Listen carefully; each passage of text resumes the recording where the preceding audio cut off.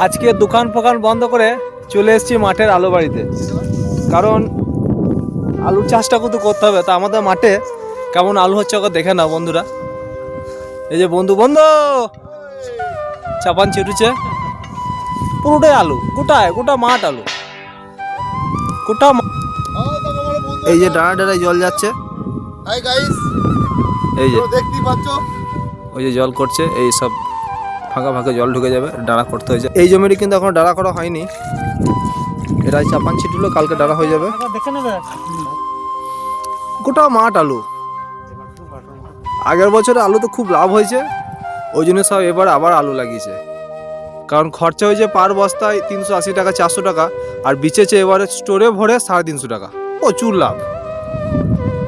350 400 টাকা পার বস্তায় খরচা করেছে, আর বিচেছে 350 টাকা। হ্যাঁ বন্ধু, বন্ধু বলছে আলু মড়াই করবো।